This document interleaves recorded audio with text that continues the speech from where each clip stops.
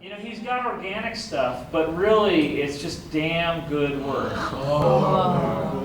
But you guys look at that. That's a cube seen out of the cone of vision to give it drama. Yeah. I was just going to say it's outside the cone of vision. And it's perfect, And it's perfect because he knows he's doing it. He knows what the hell he's doing. He's purposely doing Yeah, he's doing it on purpose. it. Wow.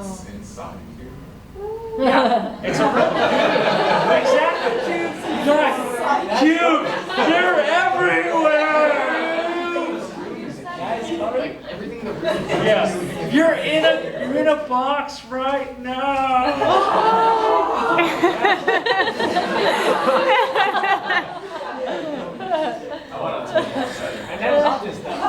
This is all out of Yeah, basically this guy's work, I mean this guy's got some reference from the standpoint of he's walking around a city, he's taking snapshots of things. Oh, that'd be cool, I'll use that sign, I'll use that mailbox. You know, he's doing things like that, but he's basically walking around and gathering objects, but then he's drawing them out of his, he's saying, he knows perspective well enough to say, oh yeah, it does this. You know, That's on ellipses, right? see, there are ellipses, there's staircases, but honestly, you guys, within 3 more weeks, you should know structurally how to draw any of the mechanics. Yeah. Well, I mean, in terms of the building, because I mean, I can see the cube part, but I can see how it curves. I Yeah. can see, is there like ellipses incorporated inside Yeah. cubes? Yeah. Okay. Well, there's ellipses, basically there's a cylinder on the corner of a block, Okay. giving it a radius. Okay. Yeah. Country boy. Actually, that's 1 point. No, it's 2 point. What? There might be some 2-point elements, but most of it is in 1 point. Most Oh, of yeah, it's that's just true. pointing right down to the bottom. When you look, but you guys, so this guy's a really smart artist, and he's really an observant artist. But most of what he's doing technically, from a perspective standpoint, a lot of what's impressing you. Do you guys see that? Oh, you actually know what he's doing now. You know, you could do this in that sense. What? A broken bowl. Yeah. You know, I mean, he just has a lot of. He's a really smart You're guy. making up everything. What? You're making up everything. Basically, yeah. Because the stuff doesn't exist. There's no way to photograph it. You know, because it's. And what about how old is he? How old is this guy? You know, I don't know, but I don't think he's that young. I think he's in probably his 40s or 50s. You know. Every time like June Kimura see some like cute like edits, they say you have John.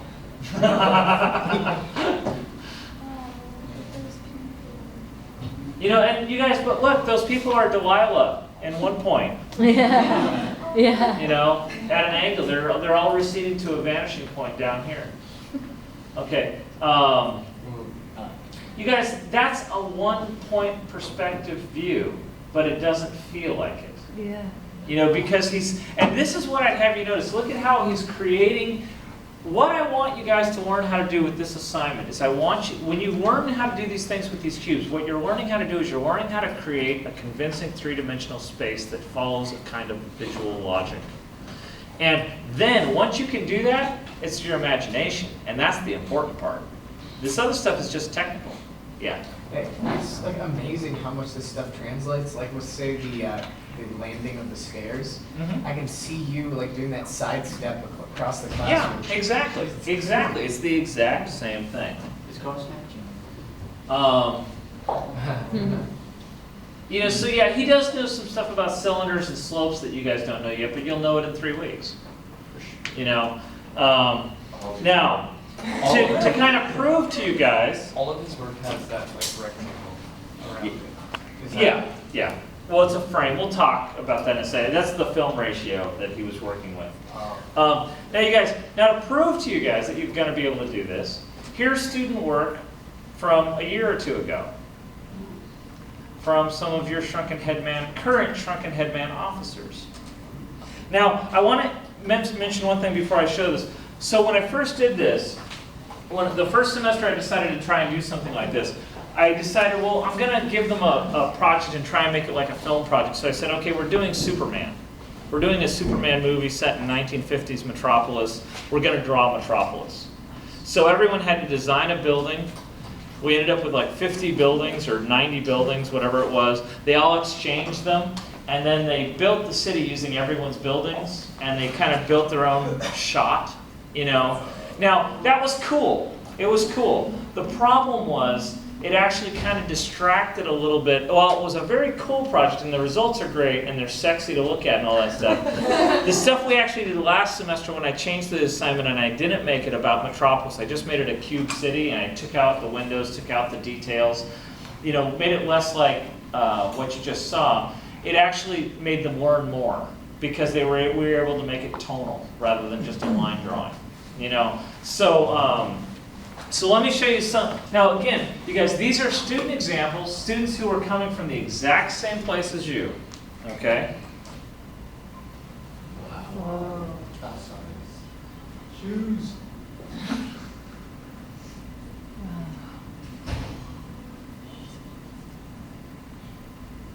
You're Shrunken Headman President! Whoa. She can draw too. No, but do you guys see that mechanically it's just boxes? Yeah. You know, it's not that hard. You just have to learn, how to lay the bricks and then just keep laying the bricks, you know. Here are the buildings they designed. Oh, she's also shrinking. Yeah. Wow.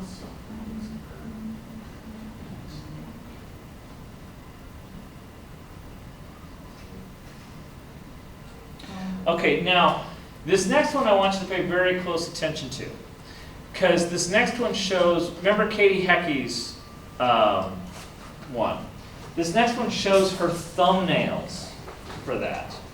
And that's what you're going to be doing this weekend. Okay, so pay close attention to this next one. These are the thumbnails. This is what I want your stuff to look like, kind of, minus the tone. Don't worry about tone. Whoa. But they're just boxes. So if you guys can sketch a cube accurately, you can sketch a box accurately. If you can sketch a box accurately, you see what I mean? So what I want you to notice here is this is a great example. Like there's her little thumbnails. Then she developed them a little bit more.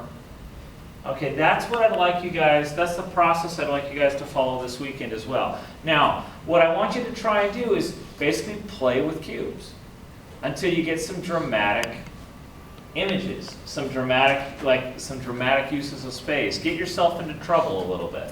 You know, try to do things you don't know how to do. But try to make it imaginative and interesting and figure out the perspective that you need to know to do that, yeah. Can we play around with tone too as well? I don't really want you messing with tone yet. Okay. It would get in the way. And you'll see why by the end of this slideshow. Gotcha.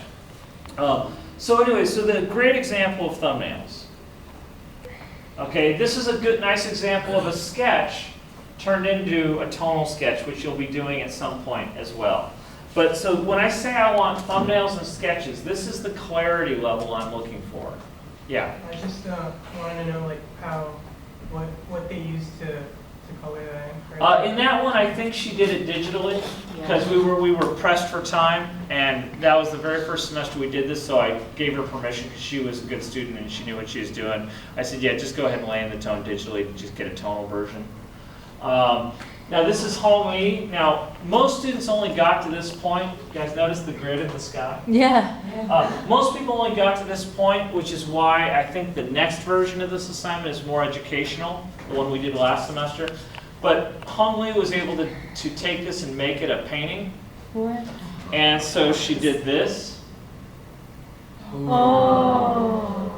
Okay, now it's not perfect. It still needs, there's some rendering issues and all that stuff. But this is what I think you guys can do by the end of the semester if you do the work and if you learn the skills that I want you to learn.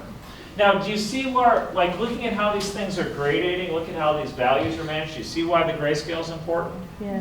Because you've got to be able to manage that and control it. Okay, now, this is what happened last semester, and this is where you guys are headed directly. In a week or two, maybe in a week and a half, you're going to have a Cube City, what I'm going to call the Cube City Mechanical. Okay, meaning you will have blocked out all these cubes and done a really complex mechanical drawing showing everything. Okay? Oh, and you know those cube objects that you drew, the simple cube-like objects that you solved? Yeah. To make it look more like a city, what you're going to do is you're going to take those objects and put them into the cubes. So you plot out all the cubes and then you drop those designs on them and it'll start feeling more interesting. Okay. Okay? So that's where we're going. Yeah, Alan? Do we keep the squares, or we get rid of the squares and just have the object? You'll just have the object, and it'll start looking like this. So you guys, these are line drawings that you will have in a week and a half to 2 weeks. So be thinking about what you want to do. Oh. Do you see how that feels like a city? Yeah. You know, and that's what we're going for. We're going for a sense of composition, a sense of space, a sense of scale. You know, you want to convince someone that, hey, this actually exists, and I'm on a balcony looking out over that, or something to that effect. But you guys get the idea. Here are some more. Oh.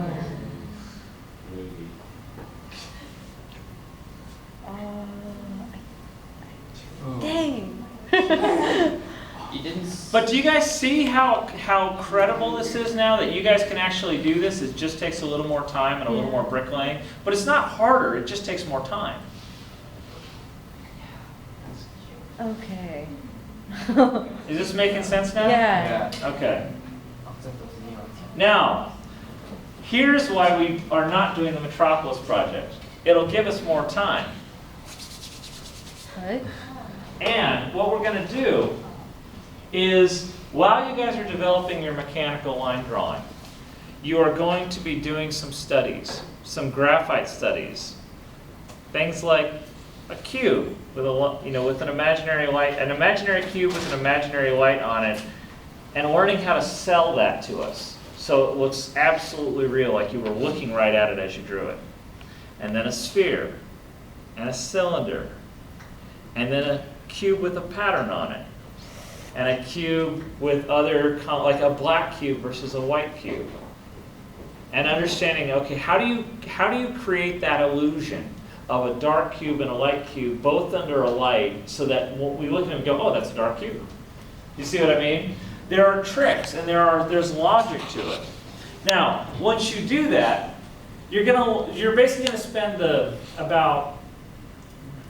if you break the semester up into quarters, the third quarter is going to be learning about how light functions, light and materials and surfaces function, okay?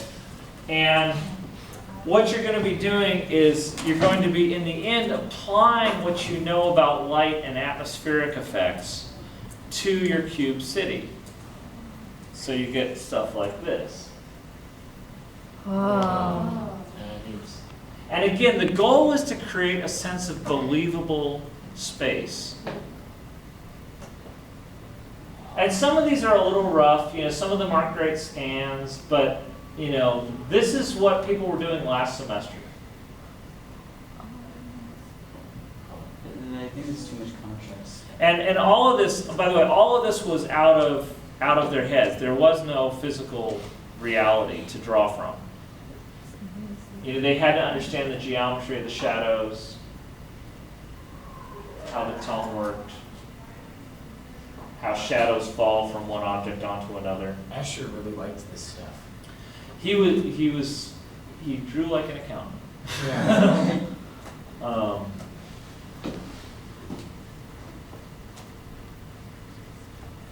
Now, like, this one's one of the most successful ones, I think. But do you guys see that you do get that sense of, wow, that looks like it really exists in 3D space? And that's what we're going for. Okay? And that's it. Okay. Now.